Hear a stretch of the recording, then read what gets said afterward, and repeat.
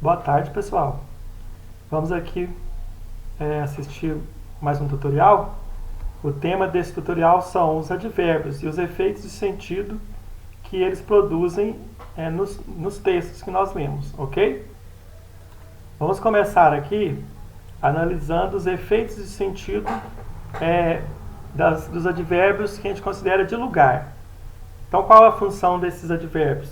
Posicionar os acontecimentos, os estados e as ações em um dado lugar.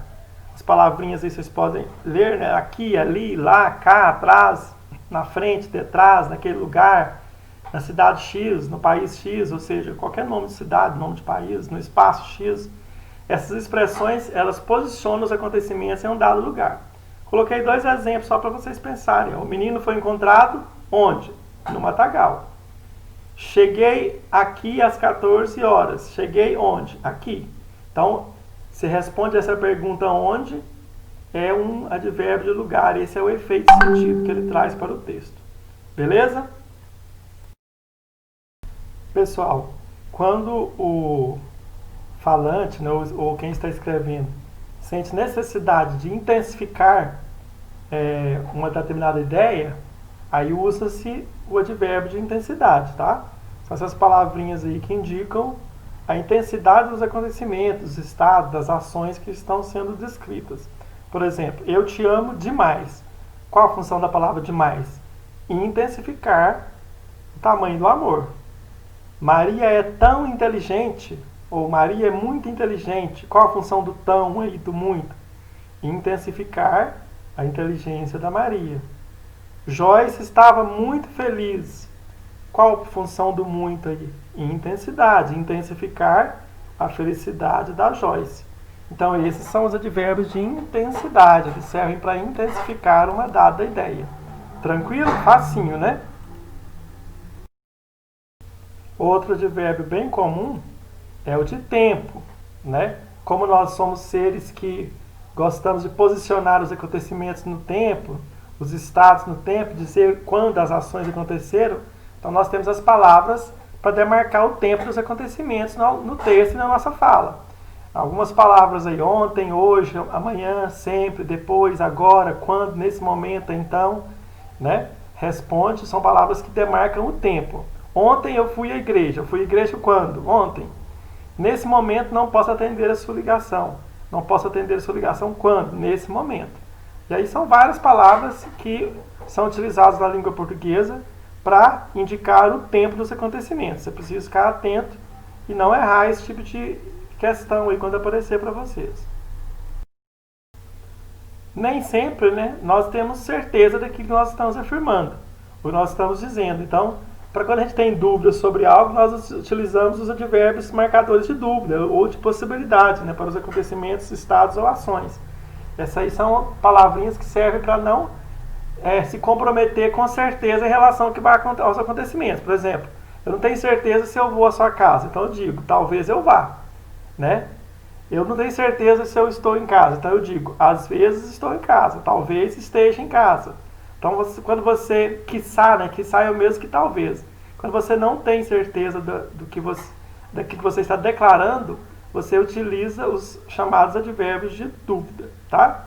Talvez, quiçá, nesse caso aí, às vezes, funciona também como advérbio de dúvida, né? E outras palavras também podem funcionar para indicar, demarcar que você não tem certeza daquilo que você está declarando, afirmando. Por outro lado, quando eu quero negar uma ação, negar um acontecimento, negar algum estado, né, eu uso o quê? Os advérbios de negação. O não, nunca, jamais. São palavras eu quero negar. Você precisa dessas palavrinhas aí, né? São algumas mais comuns que funcionam para negar. Jamais serei escravo de quem quer que seja. Então, a pessoa que afirma isso, ela está negando essa possibilidade de ser escravo dos outros. Eu não acredito em doentes, né? Está negando essa crença aí. Eu não acredito em doentes. Então, palavrinhas usadas para negar são chamadas advérbios de negação. Tranquilo? Já quando eu tenho certeza daquilo que eu estou afirmando, né? Eu tenho certeza daquilo que eu estou declarando, aí você utiliza os advérbios de afirmação. Os mais comuns, sim, certamente, com certeza, obviamente, né? Então eu irei sim, eu irei com certeza, certamente eu irei. Então você usa esses advérbios porque você tem certeza daquilo que você está afirmando. Então você utiliza aí os advérbios de afirmação, tá? Afirmação positiva para aquilo que você está declarando. Outro advérbio bem comum e muito utilizado é o advérbio de modo, né? Nós temos necessidade de dizer como as coisas aconteceram. Isso é um modo. Se eu estou dizendo como se deu o acontecimento, ou como se está o estado, a ação, eu estou dizendo o modo das coisas. Algumas palavras, devagar, depressa, rápido, e prestem atenção, todas as palavras terminadas em mente. Obviamente, completamente, amargamente, tá? Tristemente, alegremente. Todas as palavrinhas que tiverem o sufixo mente, elas estão indicando o modo dos acontecimentos, o modo dos estados, o modo das ações. Estou apaixonado. Como? Completamente apaixonado. Então, completamente indica um modo. Você não simplesmente diz que está apaixonado, você diz como está apaixonado. Estou completamente apaixonado. Um homem passa devagar. Um homem passa como? Devagar, é o modo como ele passa. Uma mulher partiu depressa. Uma mulher partiu como? Depressa. Mostra o modo como ela partiu. A moça falava calmamente. Calmamente indica o modo como ela falava. Então, a gente tendo a necessidade de indicar o modo dos acontecimentos, o modo das ações, dos estados, a gente usa essas palavrinhas chamadas de advérbios de modo. Beleza? Esses advérbios respondem à questão como. Né? Como é o modo que se deu. Tranquilo? Outra ideia interessante dos advérbios é a ideia de semelhança.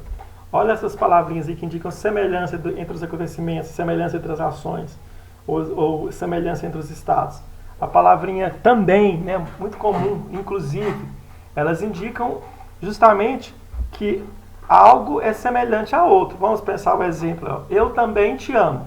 Porque onde está a semelhança? A outra pessoa me ama e eu também a amo. Então aí você usa o também para demarcar que os sentimentos são semelhantes. Se eu usar a frase 20 jovens da escola Teotônio Vilela também foram aprovados no Enem. Significa o quê? Semelhança. Jovens de outros lugares foram aprovados, mas o Teotônio Vilela também foram. Ou seja, semelhança na aprovação entre jovens de outros lugares com os jovens do Teotônio Vilela. Todos jogarão, inclusive Rafael. Né? Se todos jogarão, Rafael também será semelhante, será incluído aí. É semelhante ao que acontecerá com todos, acontecerá com Rafael. Então, quando eu quero demarcar semelhança para os acontecimentos, estados e ações, a palavra mais comum aí é o também. Beleza? Nunca esqueçam isso. Também indica semelhança, similitude, similaridade entre as ações. Outra palavrinha muito curiosa, outro advérbio muito curioso, pessoal, é o advérbio de persistência temporal, né? Ele indica que o acontecimento, o estado, a ação, ele existia no passado e continua existindo. Então há uma persistência da ação ao longo do tempo, uma persistência do acontecimento ao longo do tempo. Alguns também chamam esse advérbio de marcador de pressuposição. Né? A gente prefere chamá-lo aqui de persistência temporal, mostrar que a ação continuou ao longo do tempo. Eu ainda te amo. O pressuposto é que se eu ainda te amo, né, eu amava e continuo amando, certo? Então a ideia é de persistência. Eu amava no passado, continuo amando até hoje. Então persistência temporal. Joaquim ainda fuma. Né? Qual a persistência aí? Joaquim fumava no passado e ele continua fumando até hoje. Então a ação de fumar persiste, tem uma durabilidade no tempo. O carro ainda está na oficina, o carro estava lá, foi colocado lá e continua lá. Então, quando dá a ideia de continuidade, de persistência da ação, do acontecimento, esse advérbio ainda cumpre essa função, tá? Ele marca como o acontecimento se prolonga. Entenderam isso daí? Muito fácil, né? E a gente usa muito essa palavrinha no nosso dia a dia, né? É importante entender o sentido dela. Para concluirmos esse tutorial sobre os advérbios, né, e seus efeitos e sentidos, vamos ver mais essas duas palavrinhas aí, apenas e somente, né? Elas estão grifadas aí, em vermelho, né? Elas demarcam a unicidade ou a singularidade dos acontecimentos, dos estados e das ações. O que é demarcar a unicidade? Dizer que aquela coisa, aquele acontecimento é único. Eu apenas cochichei e a professora se irritou. Ou fez uma coisinha, né? Unicamente isso, cochichei e a professora se irritou. É uma ação singular, uma ação única. Eu somente irei se você for. Aí, no caso, a unicidade só irá nessa única possibilidade, se o outro for. Eu fiquei apenas em matemática. Eu fiquei unicamente em matemática, né? Ideia também de unicidade. Eu fiquei somente em matemática, daria a mesma coisa, né? Então, ideia de unicidade, singularidade, são advérbios que demarcam esse sentimento de unicamente, tá? Muito usado, muitas pessoas não entendem o sentido da palavra apenas. Apenas é isso, é unicidade, singularidade. A gente usa muito, mas quando a gente vai pensar sobre o sentido, às vezes pode parecer difícil. Mas significa que a ação é única, a ação é singular. Singular significa que só tem ela, né? Não tem mais outra, uma companheira. É uma ação solitária, vamos dizer assim.